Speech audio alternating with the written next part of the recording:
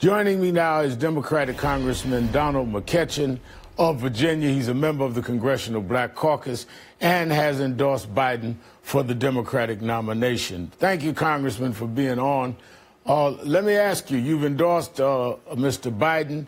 How do you respond to those of us that have questioned him on his using the term, they did not call me boy, they called me son, which has a different connotation to many of us who have been called boys, or our fathers have been called boys, and on and on. And about his talking about the civil behavior in the Senate with people like Eastland and other segregationists, and how offensive it is to normalize people that were outright fighting for Jim Crow laws to remain law. How do you respond to that as a supporter of Mr. Biden?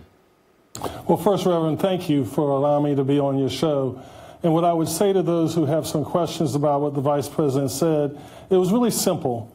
It was just the mere fact that when those of us in public service are obliged sometimes to have to face and work with folks that we vehemently disagree with.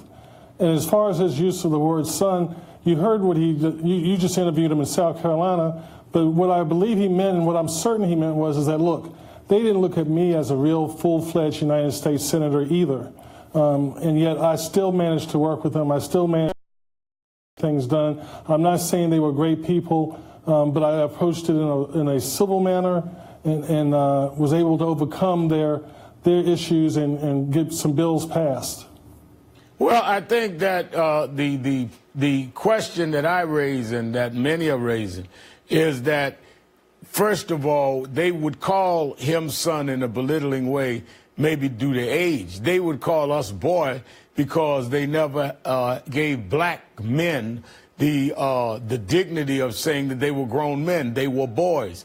And don't you think that he would serve himself well to say, that is not what I meant, and I apologize to anybody that would have taken that. And there are racial connotations there. All of us in public life have misspoke and sometimes unintentionally offended people. But to act like there's something out of bounds for people to be sensitive about something that has been centuries in the making in terms of terms like boy, I think it's something that many of us that know and have worked with Joe Biden, who do not think he's a racist, think that there's some insensitivity here. And you don't want another person like this present president that can't say, I may have been wrong. Let me correct it. Let me grow. Well, Reverend, if I heard the interview correctly, at the end of that interview, just at the tail end, he did say that anybody who heard anything different, that's not what I intended. And so I think he has stated that and stated that quite clearly. But I think what he was saying was, in fact, I know what he was saying was that, again, they called me son. They didn't give me the full-fledged respect of being a United States Senator. Sure, they didn't refer to me as a boy, but they did refer to me as son. They didn't give me the respect I was due, and I still put all that aside and to advance the best interest of the American people. And that's what we are called on to do each and every day in the Congress. And as you know, through your civil rights work, you've had to deal with some folks who you found distasteful and still tried to advance the cause of those who were in need. Absolutely, and I still am, but I don't necessarily say that they're more civil or less civil when they're fighting for the exclusion of people based on race.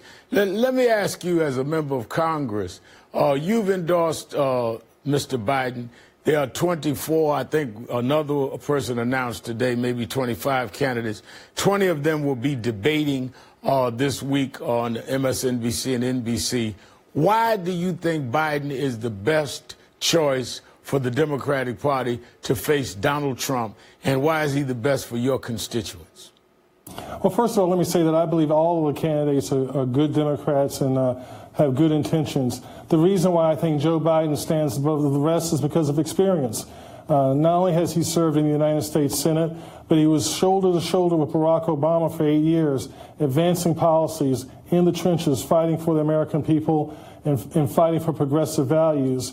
He's the one who has the most foreign policy experience because, as you've seen from the current occupant of the White House, We need to restore our dignity across the globe.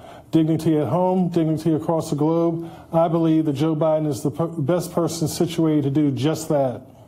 Now, you have 20 candidates debating, 24, 25 running. Is it your hope that they can debate these issues this week, the 20, 10 each night, Wednesday and Thursday, without being divisive and without getting ugly? Because isn't the fear that when you have 10 people per night on the stage, that those that are polling low are going to have to do something to get their candidacy to stand out, to get the attention, to make the next day's sound bites on all of the newscasts, and they could, in fact, start taking shots at each other. We're starting to see some of that happening already. And I think if that happens, you'll see that the polling data would suggest that they'll be punished for that.